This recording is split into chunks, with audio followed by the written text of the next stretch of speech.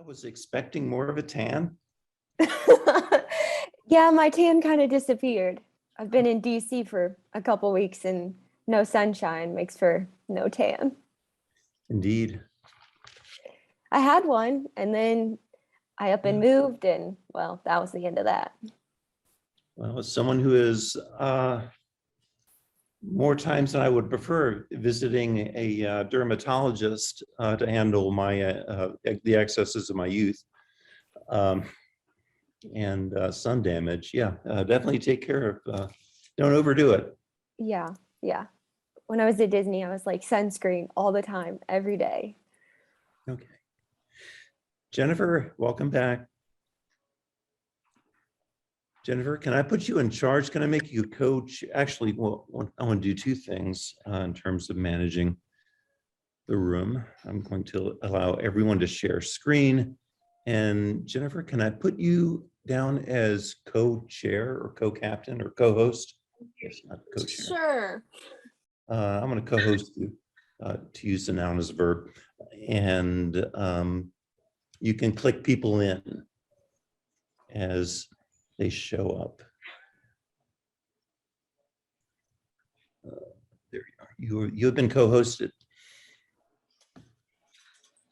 So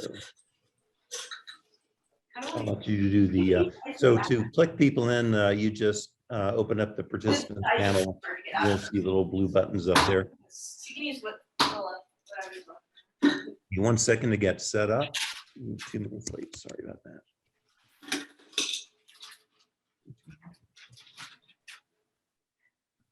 I got my coffees just sitting on the floor.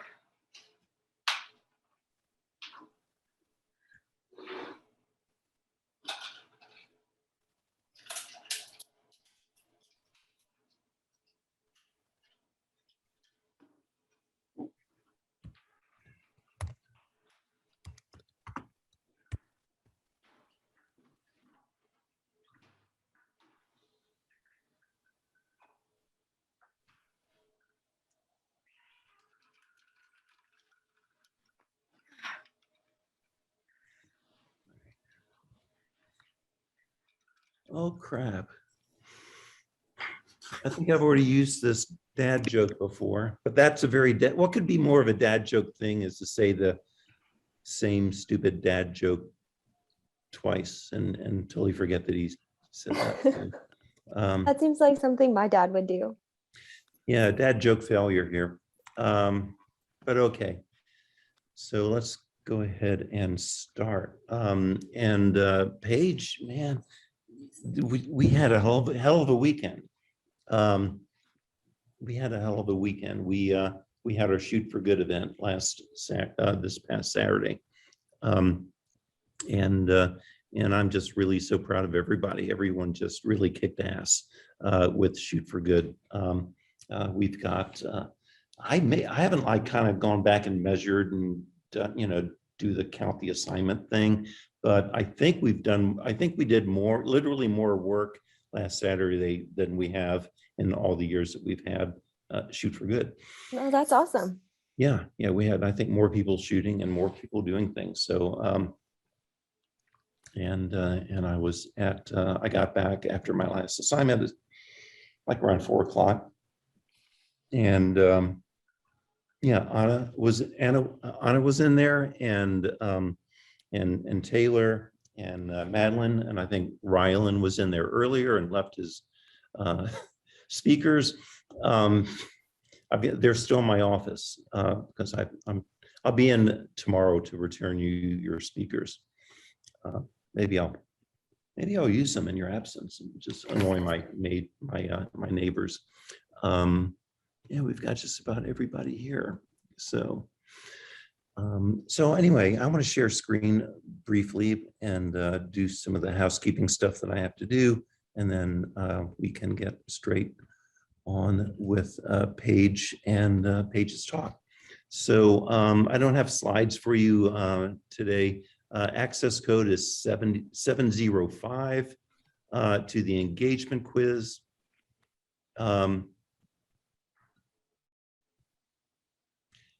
And after my embarrassing repeat of the dad joke, What is orange and sounds like a parrot? It's a carrot. So, and yeah, not everyone gets that. What is one lesson that you learned about photographic storytelling from the Shoot for Good Muncie project? Or what is one lesson that you learned about yourself from the Shoot for Good Muncie project? You can answer either one. You can answer both if you're feeling kind of enthusiastic. I'll go ahead and click Amber in here. Hey, Doc, can you say the access code again, please? 705. Thank you.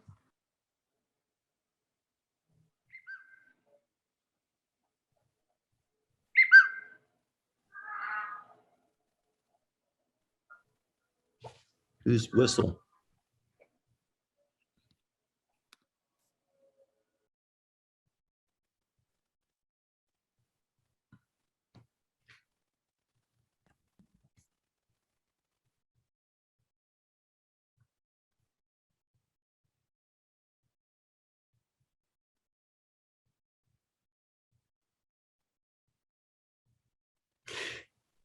And Paige, can I steal a minute from you? And just, I'm kind of curious what they're putting down. Yeah, of course.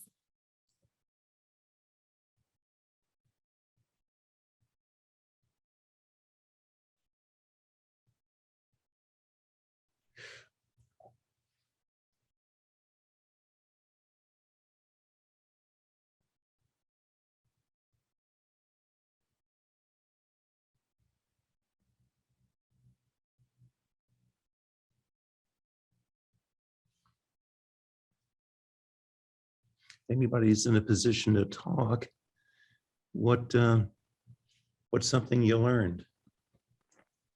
I can go. Sure. So I did I photographed the Humane Society, the Muncie Animal Shelter. Mhm. And I learned a couple things. One, I really need to adopt another cat. I know when you And can adopt. well, I met one and I fell in love with it, and I'm trying to convince my boyfriend to let me get it. Nice. So far, You know, if you we- need help, I can convince you. I can convince him. I'm sure. Yeah. Well, he agreed that we can take him for like a little kitty date that they do. So then we can see if he gets along with my other cat. And if my other cat gets along with him, because they're both from like the same shelter. So Mhm. that would be really fun to, and I just fell in love with that cat. Oh my gosh, I wanted to adopt all of them. I wanted to adopt all the animals. Yeah. But and then the second thing that I learned is that I just really love like photographing animals and just doing that like volunteer work and being able to use my skills to help other people without the expectation of something in return. Mhm. And I think, you know, one of the things, especially animal shelter and the one I was working with in Portland at Ryland and Grace were also there. I think they need help with photos. I think photos really kind of help sell the animals and help get the animals out there and adopted. And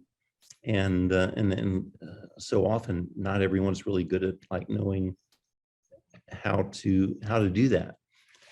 So it's, you know, it's actually someplace that we are uniquely positioned to really help organizations in that sector, in that way. So yeah, I hope you should do that. Maybe, you know, if maybe a permanent cat isn't the way to go. You know, Pam and I have talked about, you know, do we ever want to be like a foster, do the foster mom, cat mom thing where we just temporarily kind of take the cats before they're adopted. That's actually how we got our current cat. Our current cat is so socialized, loves being held, is really well socialized with people. Doesn't freak out about the, you know, vacuum cleaner. You know, it's just it really helps folks. What else did y'all learn?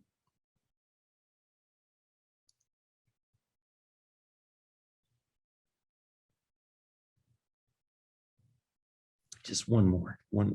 Grace, you got in a little bit late. 705 is the access code, and we're asking what did you learn about yourself, or what did you learn about photographic storytelling as part of Shoot for Good? I'll tell you what I learned. I learned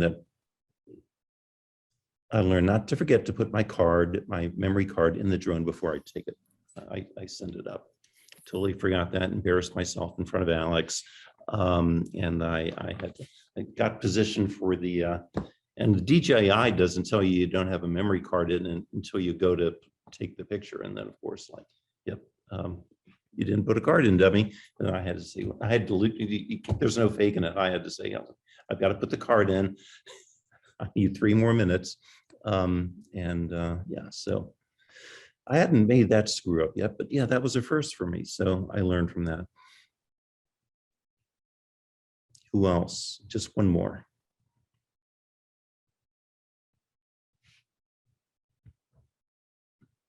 Some things don't change. I remember my classes doing this. We just sit there in awkward silence.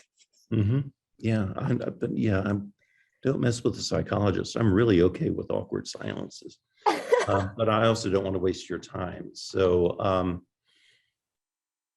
anyway, Paige Grider, I do down as class of 2019. Am I right? Yes, December 2019. Yep. Yeah. So Paige always has been an amazing sports photographer. Did a great photo story on wheelchair basketball, actually, that I still show students. Oh, geez. Yeah, no, it was really, really great. I mean, it's one of the things that I kind of don't understand why more students don't do more sports related stories, because students love taking the Ball State students uniquely love sports, but it seems to be a hard sell to get people to do a sports story. But yeah, you did actually a couple of them. You did like you also did the swimming pool. Was it water polo? It was. Yep. Yeah. So so you hit the ground running when it came to sports, but also that you were looking at, you continue doing sports since graduation. So I'm going to go ahead. You have screen share. I'd love for you to, kind of talk about what you did while you were at Ball State, and then what you moved into and your current path, which took an interesting and I think really important, I won't say detour, but kind of an unexpected opportunity that came with Disney. But I'll let you go ahead and kind of talk about where you've been since Sure. since walking. Well, while I was at Ball State, I worked for the Daily News. I shot everything sports. I probably should have branched out a little bit more, shot a few other things, but I knew my heart was in sports, so that really was my main focus. Found any way I could to twist Martin's assignments to fit me shooting sports. And while I was in college, I also photographed for my local newspaper back home in Columbus. Did freelancing. So when there weren't Ball State home football games or important sports events on the weekends, I would go home and freelance for the newspaper. And then when I graduated in 2019, COVID decided to hit the world and made sports photography really hard to come by. My freelancing job had a few assignments until things really hit with COVID, and then we were shut down. There was nothing in sports. No one was doing anything. That was a really hard time for me. Sports are my happy place, and they definitely keep me with a positive outlook on life. And then, so I was like, I can't just sit around. I need to find a job. And I worked for a year at a middle school doing in-school suspension. So I would sit with the kids who got in a fight, said cuss words in class, things like that, and made sure they got their work done. And then I continued to freelance during that period. And I decided to apply again for the Disney College program. I had been rejected once when I was in college. Thousands of people apply each go round that it opens. And my second turn, they were like, yeah, we'll take you. You, when in the college program, can be put just about anywhere. Custodial, merchandise, ride operations, photo pass, and food and beverage is also popular, housekeeping. But I knew I had no shot of getting anything but photography because that's all my resume had on it. And that was good. I'm glad I got the opportunity to use my skills at Disney. So I was an intern from November to, let's see, early March. Yes, something like that. Doesn't really matter. So I was there for about 4 months. And PhotoPass photographers, we stand on the street and guests come up to us, ask for pictures. I was at Disney's Hollywood Studios at Walt Disney World in Florida. And our main, what we call icons, are the Tower of Terror and the Chinese Theater in the main half of the park. So we stand and we take pictures of guests with their family in front of these icons. I'm going to go ahead and screen share so you can see kind of what I'm talking about. The pictures I'm going to show you, I did not take due to privacy policies. I was not allowed to keep any of the images that I took for the company, so we don't invade on guest privacy. So you're going to see pictures of me, the other photographers took, or my family. So you can laugh. I won't judge. Wait, hold on. Would help if I click the screen share button first. Okay, there we go.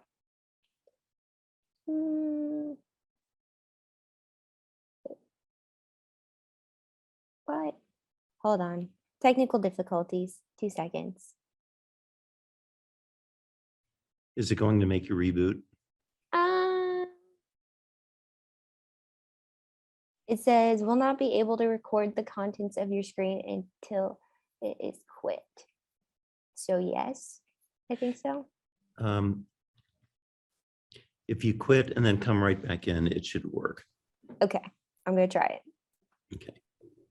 I'll tell another dad joke while you're gone. Okay. Or not. Jennifer and Madeline, could one or the other, probably Jennifer, since it's more a PR thing, could you contact Brian Hayes and just maybe share some pictures that they can share on social media? That the Department of not the department, I'm sorry. Jamie, the code is 705. Paige is back. It struck. Photos from Shoot for Good. Is that what you want to share? Is that what you mean? Yeah, I think, yeah, just pictures from Shoot for Good. Maybe, maybe it's just as easy as just writing like a 1 paragraph thing that, X amount of photographers went out. I can help you compile it.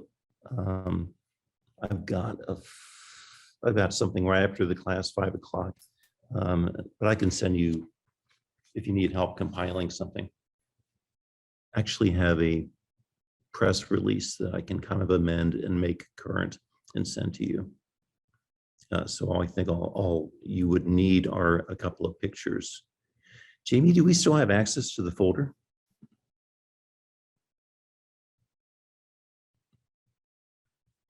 I think this was Jamie's folder.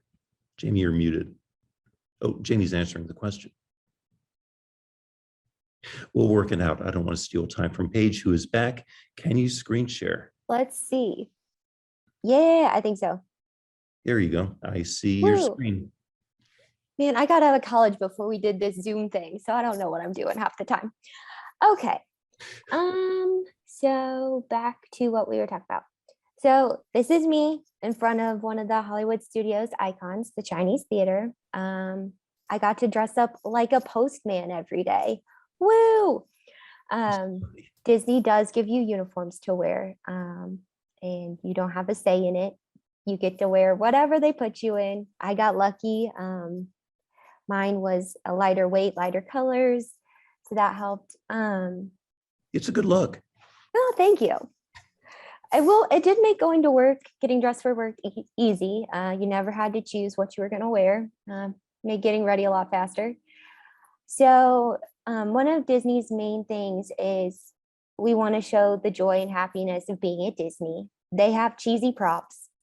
It's the guest choice whether they want to use them or not. So you can see my family. I made them use the prop because I was like, here, we're going to be cheesy. And then you can walk the guests if you don't have a line a little ways away to a new spot from your designated spot to take unique images. They do give you assigned location. So I would clock in the morning or afternoon, depending on when my shift started. And it would say, go to what we call the crossroads, and which is a location in front of the Tower of Terror. And you would take pictures of guests there for 2 to 2.5 hours. And then you would get a 30-minute break, unpaid break. And then you would get another assignment, go to that location for a couple hours, get another break, go to that location for a couple hours, depending on how long your shifts are. They're no less than 6, but they can range upwards to 12. 12 hours are rare, and you dread the days that those happen.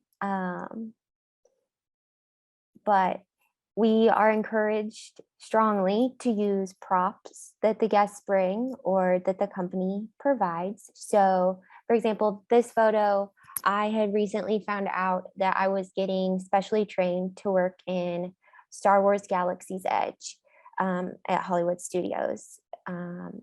You have to show that you go above and beyond for guest relations and meeting guest expectations and interactions, that you know what you're doing as a photographer. You're competent enough to not have constant supervision, and are creative and can do, I guess, above and beyond what is expected of just the regular on the street photographers in the main part of the park. So I went up to a photographer in Galaxy's Edge and said, hey, I'm getting trained to be here. Can we do some lightsaber pictures? And I brought my name tag because I thought that's really cool and unique, something I want to remember forever. So they did their thing, got creative in the area around us. Another part of PhotoPass is you can be trained to work with characters and photograph guests with the characters. I was not there long enough. They weren't training CPs yet to work with the characters because with COVID, things were up in the air. Characters weren't very prominent. And as I was leaving, they started bringing them back. So the more seasoned photographers full-time were doing the character meet and greet photography. So here you can see me with Mickey in our lovely COVID distancing. And then this is my Star Wars costume. So Star Wars is a little unique on costumes. Everything is meant to be immersive in Galaxy's Edge. So I did not wear my normal PhotoPass costume. I was made to wear Star Wars clothes, essentially. So it would reach 90 degrees and I'm in long pants and long sleeves, sweating like crazy. But it was good preparation for the Nationals because at the Nationals, I do have to wear jeans even in the summertime to maintain professionalism. So just some more lightsaber pictures. You have to come up with unique poses. Another part of PhotoPass is doing what we call magic pictures.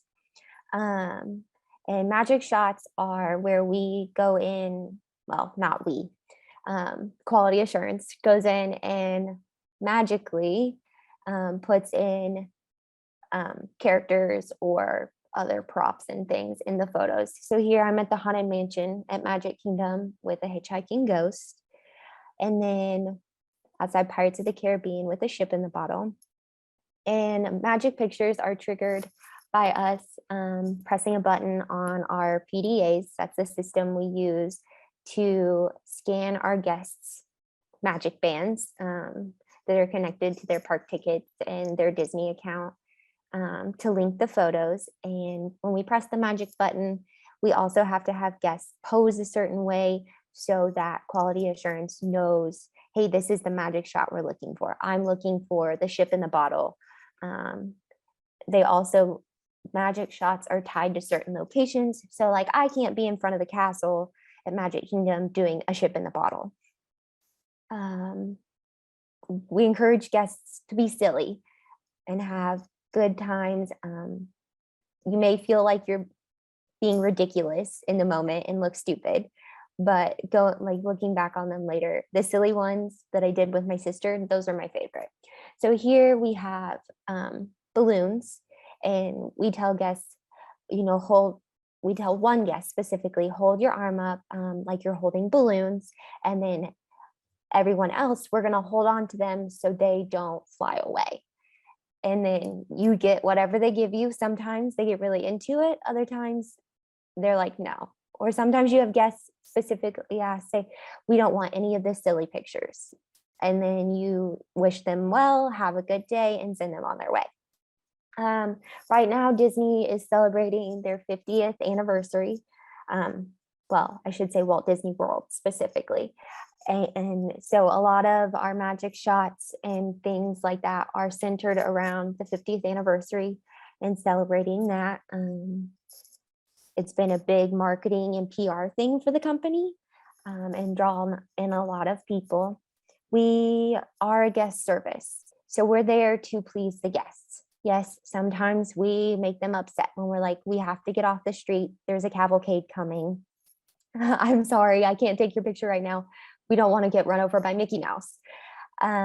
People get angry. A big thing during COVID was on rides, you have to have your mask on if it's an indoor ride. And some of them take ride photos. And if a guest knows there's going to be a photo taken and they pull their mask off, we are not allowed to give anyone in that photo, that family, other families, that picture, because that guest was not following company policy. And we don't want that out on social media that they're not following the rules. So that you deal with a lot of frustration with that. I was cussed out at one point for that policy. You do your best, do the best you can, and try to find another way to make that guest stay better. Sometimes it works, sometimes it doesn't. While I was at Disney, we are allowed pending blockout dates into the park for free. So I would venture around and take pictures for fun. That was my main thing to do on my days off, was challenge myself to look at Disney in a new way, because it's one of the most photographed places in the world. So I was trying to find the new little details people often don't notice when they're at the park, because they're so busy going, I got to get to this ride and wait in this line, and I got to eat here, and I got to do that and see this show. And having the time off to just go to the parks whenever, like I could go ride one ride and then leave. But I would always take my cameras and try and find new things. So right now we're at Hollywood Studios looking at Toy Story Land. So we have the Slinky Dog Dash, which is a roller coaster based off Slinky Dog from Toy Story. The Tower of Terror, so that's one of our main icons. And then I also did a lot of looking for patterns and textures and things of that nature. Details are my go-to. It's something I really enjoy. So there are a lot of those. This is in Star Wars Galaxy's Edge. The parks get decorated for Christmas from let's see, the day after Halloween till first week of January. So Christmas lights they're a big thing. I was trying to find new ways. So did a little light painting. This is reflections of the Christmas lights on the lake. It's Hollywood Studios. Our Christmas tree was in the middle of what we call Echo Lake. So I was like, oh, that could be, really interesting. Just trying to get out of the ordinary. This day I went to all 4 parks in one day, and at my last park, Epcot, or as at Star Wars we like to call the golf ball planet. And it torrentially downpoured on me. I did not have my rain gear for my equipment. It was quite a fun time. One of the merchandise ladies was nice enough to give me plastic bags to wrap my cameras in so they wouldn't get soaked. And then the rain magically stopped, and I saw the reflection of Spaceship Earth on the concrete in the rain puddles, and I thought, this could make a really cool image, but I need a human in it. So it's kind of hard to see. There is someone walking right here. I was weird and patiently waited, and guests walked by and stared at me, and they're like, what is she doing? She's being strange. Luckily I never had security called on me, because they do watch out for things like that. If you're taking pictures of weird stuff, they will flag you and hunt you down and talk to you. This is in France, in Epcot. There's a Skyliner which can take you from Epcot to Hollywood Studios or to some of our resorts. And I was just playing around with angles and saw this image. This is the building where they have what we call the Figment ride. It talks all about the imagination and takes you through the senses with this cute little purple dragon and an annoying song that you either absolutely love or you hate it. I enjoy it, but I'm weird. I like Disney. This is the sign for Mission Space, which is a ride simulator for what it would be like to be an astronaut. Oh, that's the one. Yes, the one that most people get sick on, and I completely avoid. So I was like, no. No, it was Mission to Mars, I think, at one point, right? Did they change it? I don't know. I think there is the centrifuge, basically. Yes. Oh, I know what you're talking about. There's different tracks you can take. So you can either go to Mars or you can go to someplace else. I forget. One's more intense than the other. Yeah, that one ruined my night. Yes. I don't want to steal your talk, but I found out when I was a graduate student, and when I went to when I did some sensation and perception classes, that your equilibrium when you're under a G-force, if you turn your head, basically, that's what makes you sick, is when you actually are under a G-force, and then you kind of start moving a lot. And of course, the entire time I was in there, I was with my kids. I'm like, hey, you guys doing okay? This is good. Right. Yeah. And I wasn't worth a damn for the whole rest of the night. I couldn't go to any of the rides. I couldn't go to my favorite Japanese restaurant at Epcot. So I learned about that. And now it's, I don't teach sensation perception anymore, but yeah, boy, that really messed my night up. Yeah, never. You're like, never again. I have never ridden a ride for that specific reason. So here we have China. I just happened to be there.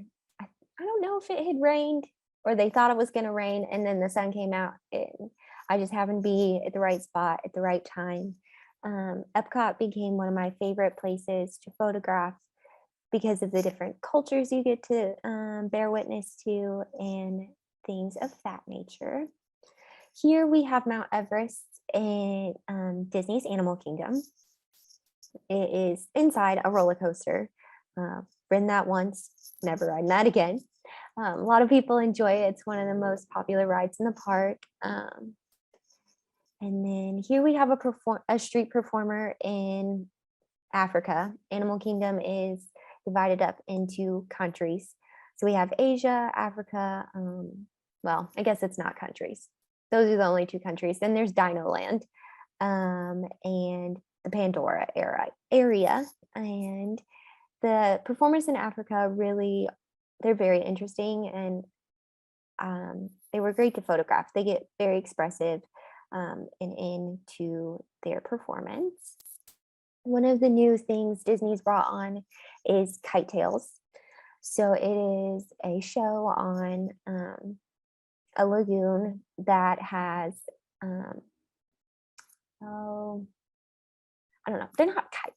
You can kind of see in the background there, they're giant balloons, and they're character themed, and they play, this one specifically is from Jungle Book. So they play music from the Jungle Book and then fly the kites around the lagoon. So I was trying to look for a new angle way to display the show that's not just taking pictures of the kites and the speedboats. So I saw this lady videotaping, and I'm like, I'm going to be that weird person that takes pictures of other people videoing things. Luckily, no one ever asked me, you know, hey, what are you doing? Most people at Disney are very enthralled with what they're doing and single focus, like, hey, this is what I'm doing, not paying attention to anybody else. Leads to getting run over by wheelchairs and strollers and fun things like that. But it was a good time. One of the main things at Animal Kingdom, obviously, is the animals.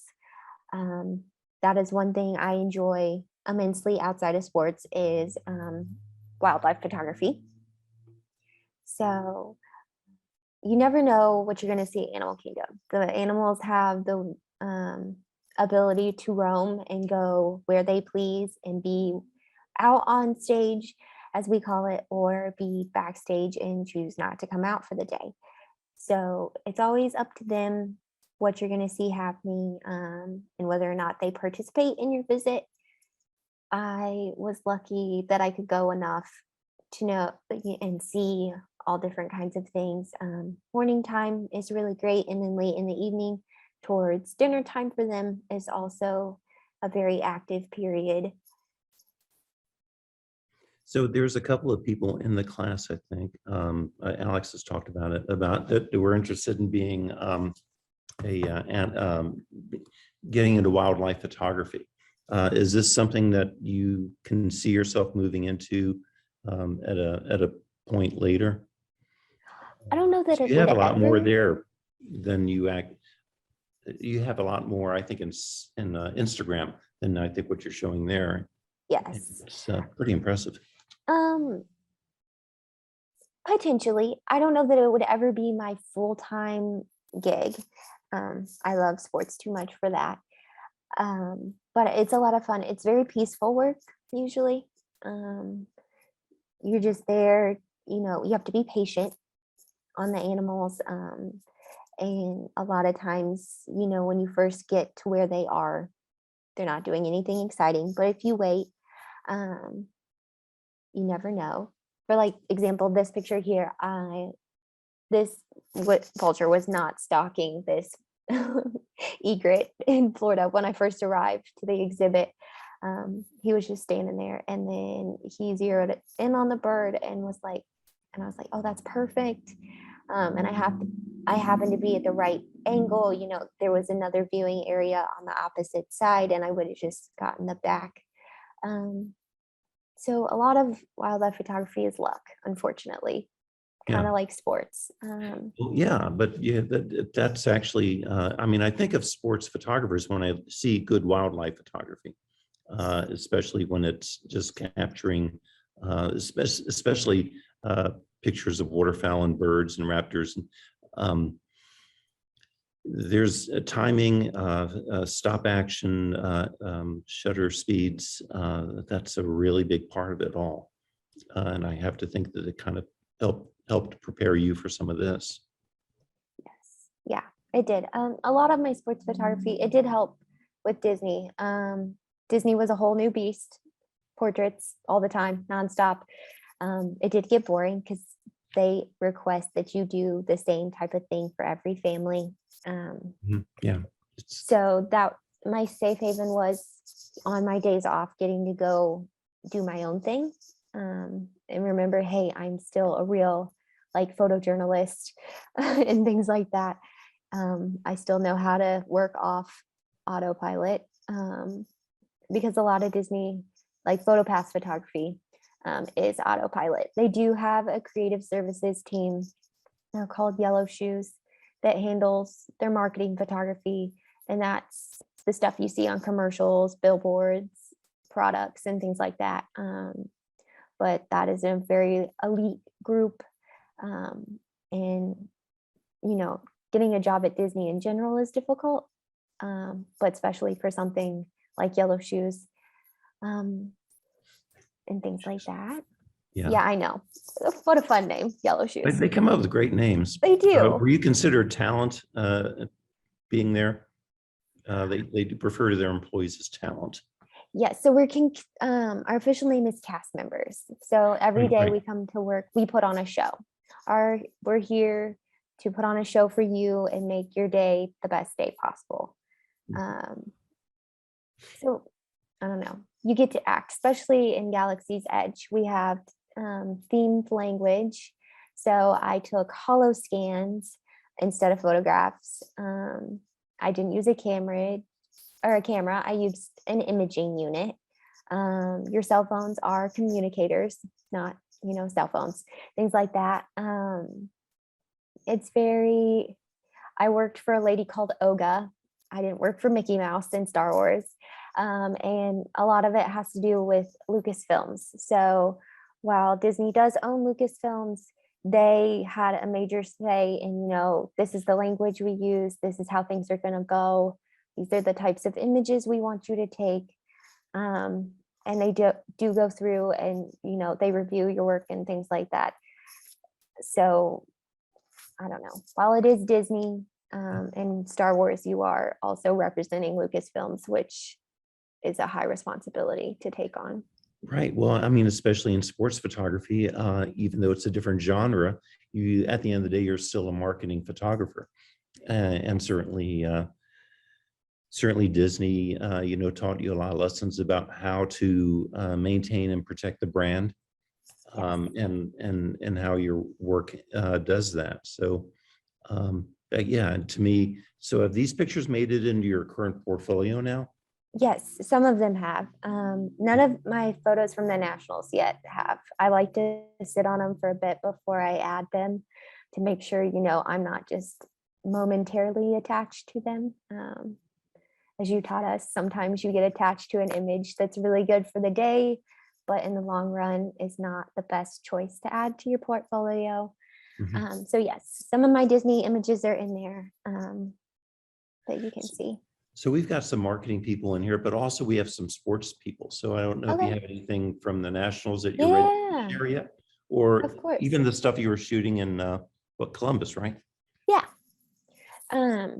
We'll start with the Nationals, and if we have time, I can show you stuff from Columbus. So with the Nationals, while I am a sports photographer, I am there to help brand the company. We are the images that you see.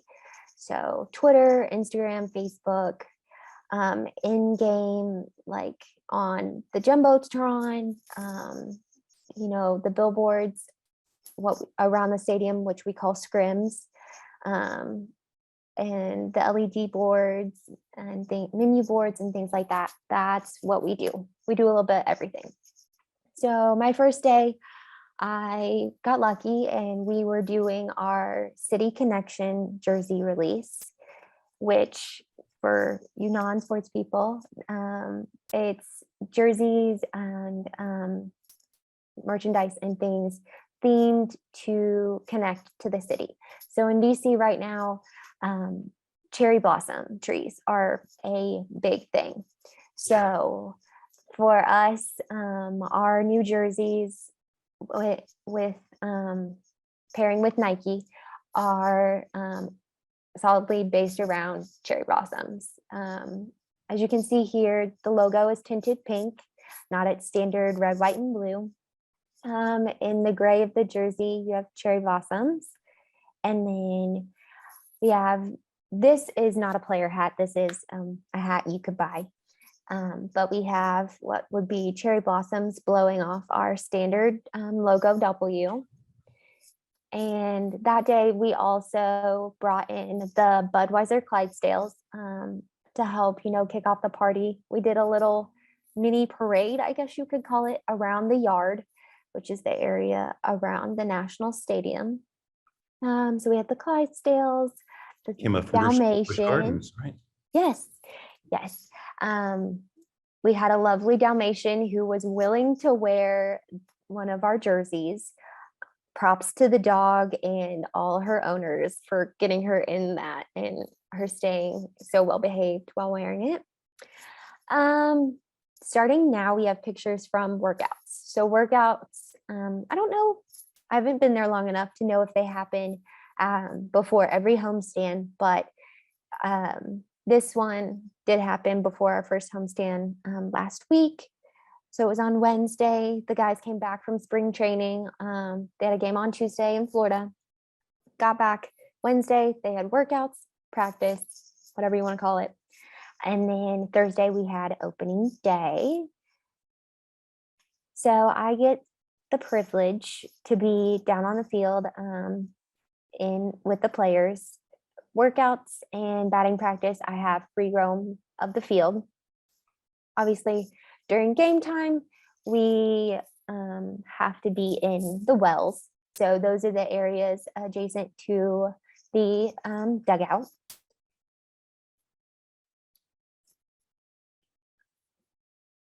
So I don't know. I feel like I should explain some of who these are. So this is our catcher, one of them, Riley Adams. And then this is Nelson Cruz. He is the oldest player on the team. This is his first year with the Nationals.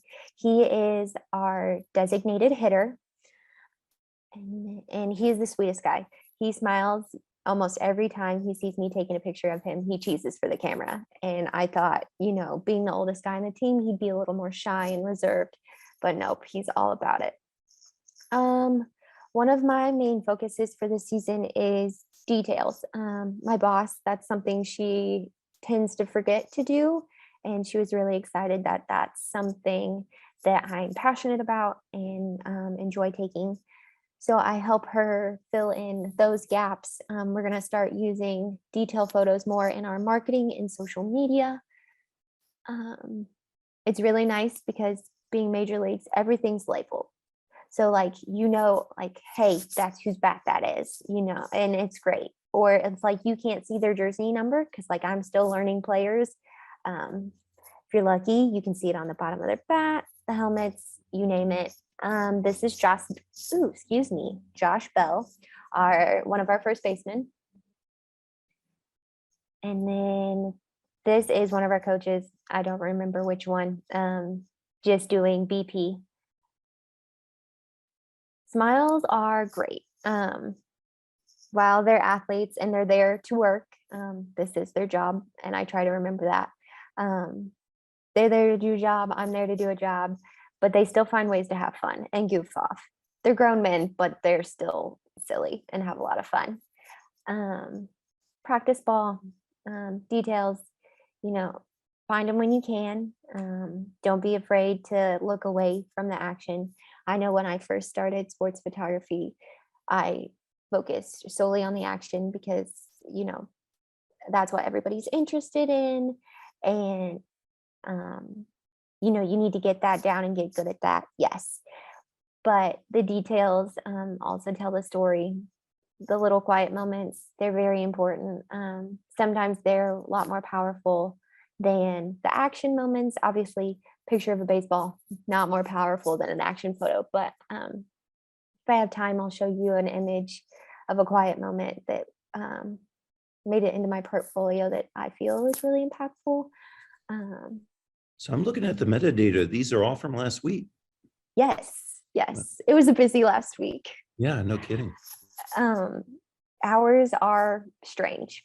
It's Monday and Tuesday and I'm off because the boys are away. They're playing in Atlanta tonight. And then tomorrow I'll go in on Thursday as an intern, I'm maxed out at 40 hours a week. My boss racks up probably close to 60 or 70 hours a week. But Sounds you know, about right. she's salary, so it's a little different. But so I have to plan out, you know, hey, I'm going to be at this game for 9 hours. We have 7 games this week. Okay, I can only go into the office on non-game days this many times, like for so long. I was looking to find new ways to capture things. You know, batting practice can get boring over and over again. We have 81 home games. So you got to find new ways to look at things. And sometimes it's just you got to find new ways because you don't have the access to get the standard good pictures that you would like. So batting practice, they're encased in netting for our protection, other players' protection, just ease of collecting balls after they're finished. So they had iPads set up to film the players to help them, you know, with their swings and things like that. So I thought, oh, that'd be a really cool, different way to look at batting practice. And it turned out fairly decent from my point of view, but you know, you have to mess around with exposures and things of that nature. It's interesting that picture actually shows the lag on the Yes. on the iPad, Yes. like a 100 millisecond lag or something. Yep. One of the main things we focus on fans, their enjoyment coming to the ballpark. So opening day, we were originally supposed to play 4:30, and we were going to have rain, lots of rain, unplayable rain. So they moved it to 7:05 start time, which is our typical start time for night games. But you know, we were going to get torrential rain right at 7:05. So they pushed the game back again till 8:20. So, you know, it's been a long day. I've been at the ballpark since noon. We've not played an inning of baseball yet. But we have to, you know, capture the fans having a good time. So we have, you know, incorporating a way to tell the story through the fans' point of view. So we have, you know, it's raining, but we're still going to have fun at the ballpark and things like that. Concession stands, they're a big part of baseball. So we have opening night, introductions, fireworks. I was not on the field for introductions this day. My boss wanted me to get a new perspective, so she handled on the field photography. So first pitch, or ceremonial first pitch, I should say, national anthem, player introductions, and then she handled all the game action while I was upstairs, you know, getting fans, wide angles of the stadium, beauty shots, fun things like that to help promote the field and the team.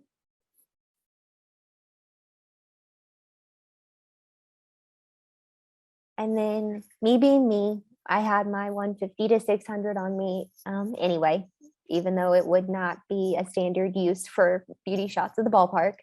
But I was like, I gotta squeeze in a few action pictures if I can, new angles that you wouldn't get from being in the wells. So it's still in a way, photojournalism. You're still trying to tell the story, but you do have a PR spin on it. So over the weekend, we had a pitcher drill an opposing player, excuse me, in the head with a pitch. There's a new rule in Major League Baseball that you can't use what they quote unquote call sticky stuff to help you get a better grip on the ball. And it's causing a lot of issues with pitchers hitting batters. And unfortunately, one of our pitchers, you know, hit a guy in the head.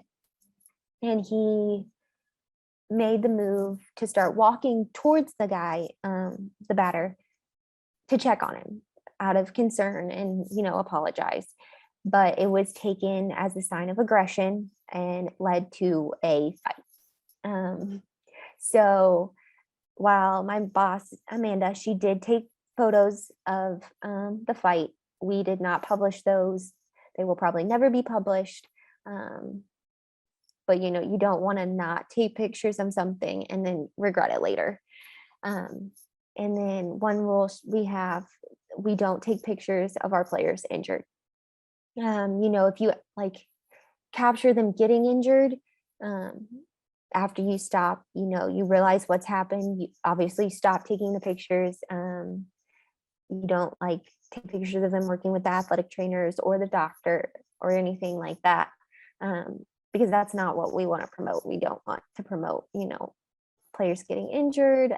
We are there to set a good brand for our team. The Nationals struggle. We are not a great baseball organization. Last year we had a losing record. We have a losing record as a franchise. Unfortunately, we have won the World Series. We did win the World Series in 2019. So we have a long way to go to get fans in the stadium and, fill those seats and do everything we can to keep the fan base and encourage Disney language, woo, fans to come to the stadium. As you can see, there are a lot of empty seats in a lot of the photos. Granted, we had really cold, rainy, gross weather, so that doesn't help. But It's got to be hard, being so close to the Orioles, because the Orioles were, certainly my team growing up. And even down in Virginia, there were a lot of people that kind of claim the Orioles. In fact, Norfolk's AAA team was the Orioles farm team, is the Orioles farm, the Tides. yeah. Yeah. We have a stadium. Every game day, I usually am tasked with finding stadium shots. So I was like, I got to find new ways to switch this up. So I shot through the curve of this stadium seats. And then a lot of times in professional sports, they have promo days, giveaways, fun things like that. So for this game specifically, we gave away Steven Strasburg World Series bobbleheads to celebrate our World Series win in 2019. They were fun. They had him wearing shades from the World Series parade and things like that. So that's a big draw for fans, is the giveaways. And then tunnel shots. So there are tunnels leading into the dugouts. That is a step up from college sports, high school sports. They just walk into the dugout. There aren't cool secret tunnels to keep them away from screaming fans and things like that. So that's a fun new experience. Here we have the stadium through the slit in the back of a stadium chair. I had a guest fan, goodness, Disney language, come up to me and was like, "What are you doing?" He's like, "I take pictures at my son's baseball game, so I'm just curious." And I was like, "Oh, I'm taking a picture of the field to the back of the chair just to help focus the eye and draw it in to the image, get a new look on things." You worked it. Oh, thank you. So I don't know that the company will ever use this image because it is empty seats in our stadium, which you don't want to promote that we have empty seats. But I don't know. I was just drawn by the colors off the LED boards that we have around the stadium, reflecting on the chairs and things like that. Well, you don't have to say it's during a game. That's true. That's true. I do see an empty ballpark on the regular basis. That is one thing I really enjoy is I get to go to work at a baseball stadium every day. Our offices are attached to the stadium, and I walk in through the tunnels that are on field level. So the tunnels that the players use, the grounds crew, and things like that. There is an amazing sense of place when you're walking around a big empty ballpark, actually. I mean, it's sometimes I would work games late. I'd stay in the press box. I'd stay until almost everybody left. and just kind of looking out, standing up, looking out at the whole empty ballpark. It's interesting. It does drive an emotional response. It does. I don't know. For me, it's very peaceful. I feel very at home in that, in an empty arena or a filled one. But if you sit there and absorb it, you just realize how fortunate you are to get to be there. Especially as a female, our industry, sports industry, specifically, is the majority of it is older white males or young white males. So just getting to be a female in a male dominated area, it just is, it's so special. And I don't take it, I try not to. Some days I do definitely take it for granted, but I try not to. I get to, remember how lucky I am that I get to be here and that they felt I was worthy enough to be there. And I You mean try to make, as a sports photographer, are you feeling this as a female sports photographer? yes, yeah. Yeah. It's just, I don't know. So I soak it in. I try and each day find a peaceful moment to just stand there and appreciate that I get to be here and I get to do this, even if it is only until October.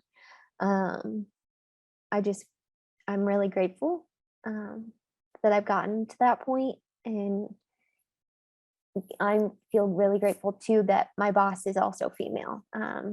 She's in her late 20s, and I was like, how cool is that? I get the opportunity to work in Major League Baseball, but I also get to work with a female. And I think that really, because she knows what I'm going through and I know what she's going through. So it's just really nice to have someone to talk things through with. And, we're in a big city and we get out at midnight, 1, 2 a.m. After games, depending on, delays and crazy things like that. And it's nice to have like that buddy system of, hey, I have someone, to walk me to my car, or, just to look out for each other. We do have male colleagues that tend to walk with us just for safety purposes, because we did have a shooting, a couple nights ago after a game. It was not at the stadium, but it was not too far away. And we do have to walk a couple blocks to get to where she's allowed to park. We do carpool for safety purposes and things like that.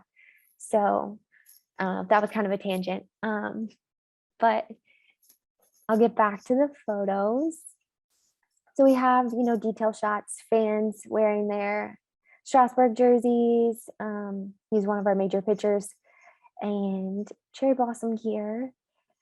Detail shots of the players' equipment, good stock images that aren't going to go out of style. These guys are going to wear these uniforms for the next 3 years in rotation, with their standard jerseys in team colors. Finding new ways to photograph the team store and incorporate cherry blossoms and things of that nature. So here we have a member of, I don't remember what guard, bringing in the flag for the national anthem. Just finding new ways to take images of the same thing over and over again. So we always get the standard wide shot of the flag bearers and the first pitch and national anthem singer and things like that. And then we go in and try and find new ways to do it as well, time permitting. Things move fast in professional sports. They're on, especially in Major League Baseball, strict timetables. This happens at this time, this happens at this time. National anthem stays at 6:50. First pitch is at 7:05. Very regimented, plan everything out to the T before the game time. New angles for our pitchers. I was not banished, but told to be on the third level of the stadium. So just, working on those ballpark shots. And I was like, oh, that might be a cool new angle from our pitcher that, my boss Amanda isn't going to get because she's at field level. So finding new ways to see things. Coaches, I was squatting next to the dugout entrance, where the stair netting, so they have the handrails and then they have netting behind the handrails and then the netting that goes across the front of the dugout. And this is the intersection where the two pieces meet. They don't connect. There is like a crack in the middle. And I thought, oh, that might be a cool way, different way to get a picture of the coach, outside of the standard, just point, shoot, cover your bases kind of deal. Sorry. Tunnel pictures. The players are really receptive to images or getting their picture taken. At the high school level, that's not usually the case. They become very aware of your presence and they cheese for the camera. And they tend to always know where you are, whereas major league photographers and sometimes your college guys, they grow used to having media around. So sometimes they cheese just because they want to be silly, make stupid faces for the camera. But a lot of times they ignore you, which makes for a lot more powerful images, because you get them being themselves, which is really nice. Here we have Screech. He is our mascot. And you can see a lot of our promotion for what we call Bloom Day. So the days we wear our cherry blossom jerseys. And then new looks at the stadium and things of that nature. Just, I happen to be walking along on ramps, just to get down to a lower level, and I spied this spot and was like, oh, hey, that might make something cool, or it may turn out to be awful, but it's worth a shot. Really good to I've- see light, really. Oh, thank you. Yeah, you definitely got to play around, in professional sports, especially. Football, you have a little more lenience because you don't have as many games a year. Professional baseball, we play a ton. I'm only going to be witness to half of them because I'm not going to the away games. Most Major League Baseball photographers don't even travel to the away games. We have LCC photographers, which they are hired in by Major League Baseball itself, to act as like their archivists and then provide photos for the away team, and they are like locally based. So we have one, her name is Jess. She always comes in for every home game and takes pictures for the MLB. On occasion, we do travel for away series. If, say, we have a player that's going to break a big record, whether it be a franchise record or, a Major League Baseball record, things like that. We travel for postseason. Obviously, those are important historical moments that we need to bear witness to. But the strain on being a Major League Baseball photographer is there are just too many games to photograph everything. And in fact, it probably would be very miserable to try and photograph all of them. I like that sports feature, by the way. That's really good seeing. Thank you. We've got about 5 minutes left. Okay. And maybe we don't have time for a full discussion of, stuff you were doing in Columbus, but I think also the stuff you were doing in Columbus, you knew it wasn't a destination. Well, that's nice. You knew it wasn't a destination workplace, but it was kind of a way to get you to where you are, and you identified that as a means to an end. So Yes. I'm kind of interested in the Columbus thing, because Yeah. Columbus is great. You're from Columbus. We all like Columbus, but yeah, it's not what you would really imagine, your life goal being. So Yes. you can kind of talk about that a little bit. Okay. When I was in high school and getting ready to graduate, I didn't want to leave. Columbus was where I was going to live forever. It was my dream place to live.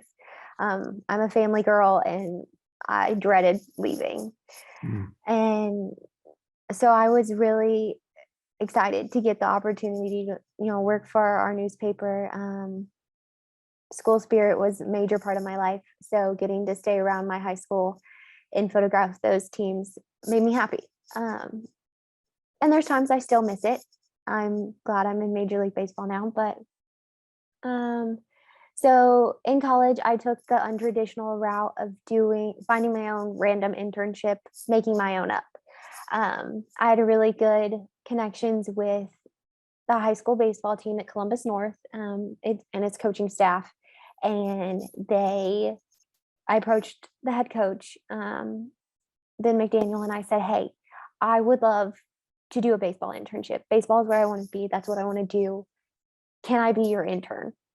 And I laid out, what I wanted to do for him, pictures, run the social media, do some graphics to boost our presence on Twitter and things like that. So I did that for Columbus North, and he also coached a travel baseball team.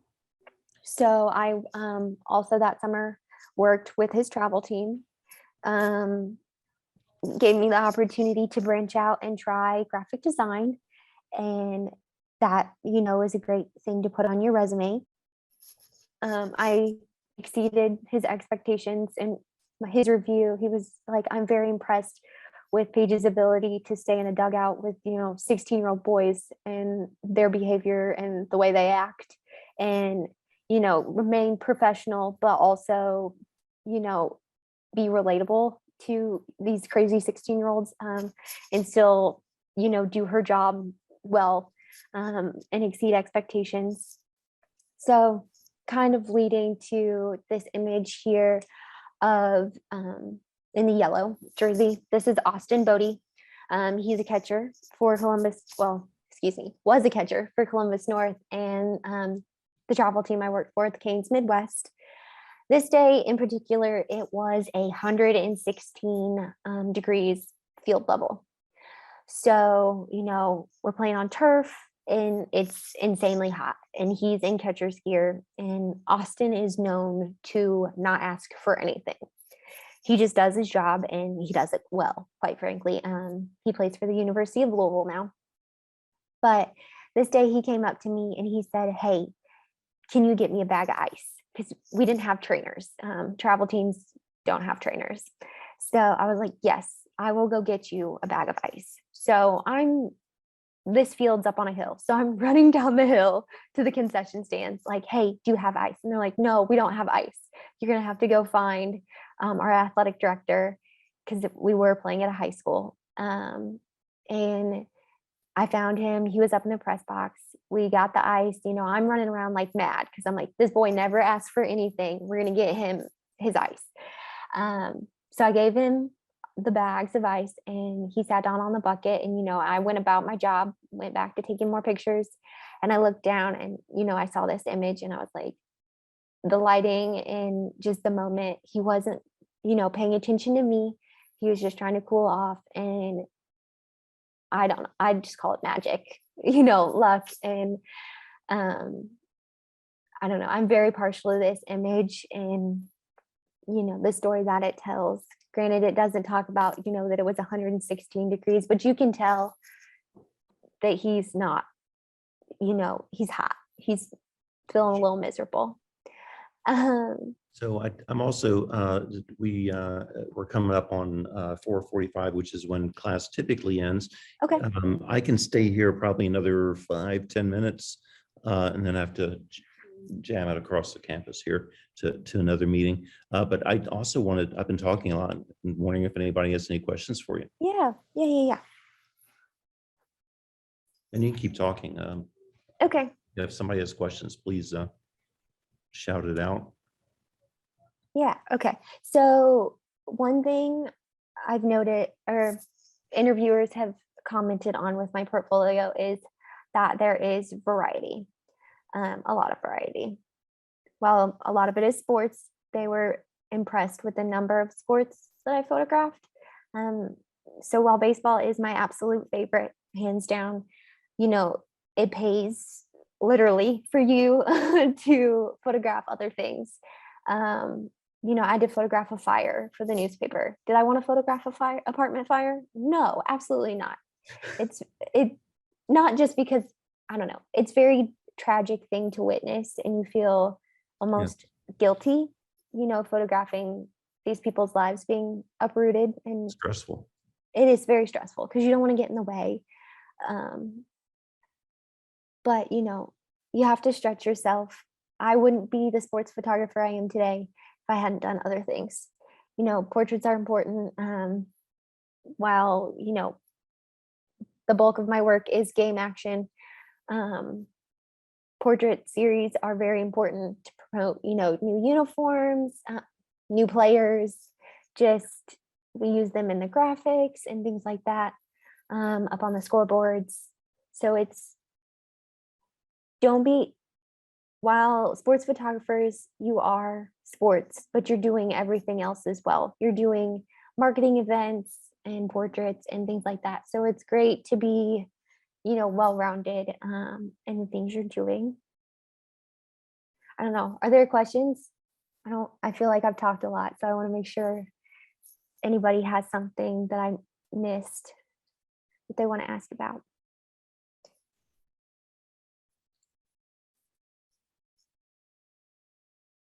I mean, the reason I love the fact that you're able to talk to us is because you did specialize. You still kind of specialize, but you were also, Todd Bigelow talked to us. He wrote the textbook that we're using for the missions and careers component of the class. And Todd talked about, the importance of diversifying a little, and then specialize as you are, but also you can kind of jump in and do like a number of different things. So I don't know if there's any other questions. So Madeline's camera go on with her cat. And is there any, we're probably out of time. Is there any parting words or anything that you can, any wisdom from where you reside a couple years after graduation? Sure. Definitely save your money because you never know where the job's going to take you. I was living in Florida. Disney gave me housing. I had to pay rent, but they took it out of my paycheck. So I got lucky there. But then I got the call to up and move to DC in 2 weeks. I had 2 weeks to find an apartment and a place to live, and a good, safe place to live at that. And my rent's $2,000 a month.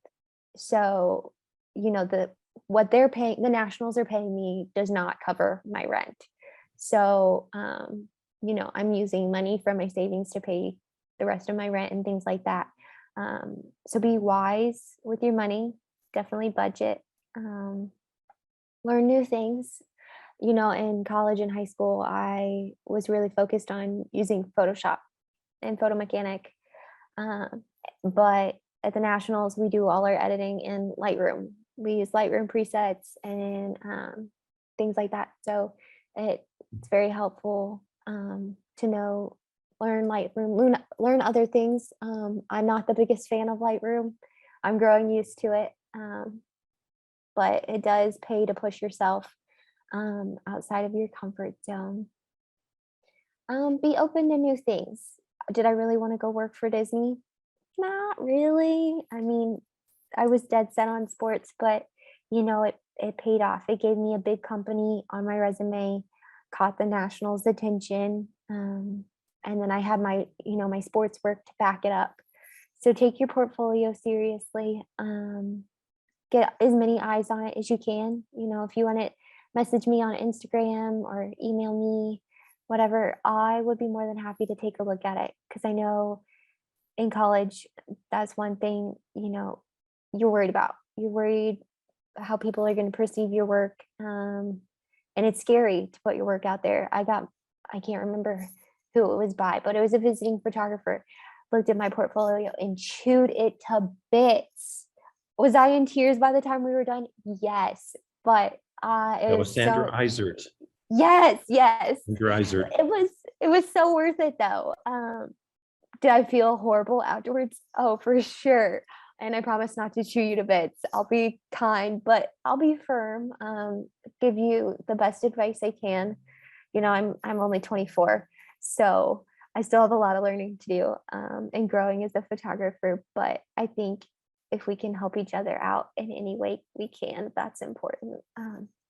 We all need to be there for each other. We're a big team. Really nicely put. Thank you so much. Yeah, no problem. Thanks for inviting me to come talk Yeah. your ear off about the things I like to do for so long. I'll give you a clap icon. So, well, this was great. I want to go ahead and close the room here because I actually have to run across the campus. But Paige, thanks so much for doing this. This was Oh, awesome. you're welcome. You're welcome. But yeah, Yeah. guys, reach out on Instagram. Definitely, I always love making new photographer friends. So Yeah, definitely. And yeah, Paige, you're such a great role model for, you know, a lot of what the students want to do. So, all right. Got to run. I will see you in person on Thursday. bye, guys. Bye, all. Thank Yeah. you. You're welcome.